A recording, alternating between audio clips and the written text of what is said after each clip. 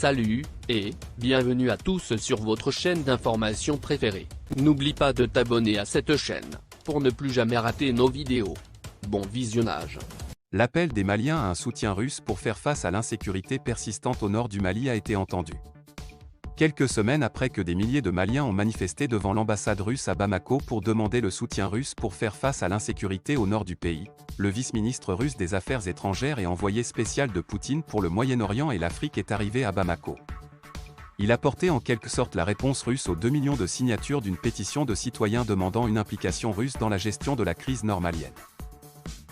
Au cours d'un point de presse, l'envoyé du président Poutine a annoncé de belles perspectives de coopération avec le Mali, notamment dans le domaine sécuritaire, la lutte contre le terrorisme, la formation des militaires, les projets économiques et la formation professionnelle.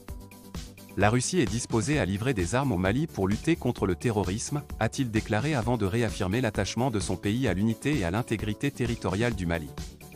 La Russie suit de très près les événements qui se passent au Mali et autour du Mali. En tant que membre du Conseil de sécurité de l'ONU, la Russie pense que les problèmes africains doivent être résolus par les Africains, a ajouté Mikhail Bogdanov.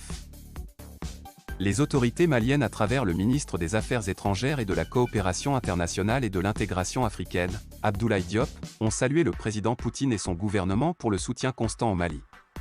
La Russie a toujours voté les résolutions du Conseil de sécurité de l'ONU sur le Mali. Ce n'est pas une surprise pour qui connaît l'histoire des relations des deux pays, a rappelé Diop. Il faut dire que cette annonce était très attendue par une frange de la population malienne qui ne fait plus confiance aux acteurs impliqués dans la résolution de la crise depuis la signature de l'accord pour la paix et la réconciliation issu du processus d'Alger. Le 22 septembre dernier, jour de l'anniversaire de l'accession du Mali à l'indépendance, un regroupement d'associations avait tenu un sit-in devant l'ambassade de la Russie au Mali pour demander expressément l'implication du président Poutine dans la résolution de la crise. C'est donc ici que nous allons nous séparer pour ce qui est de cette petite note d'information.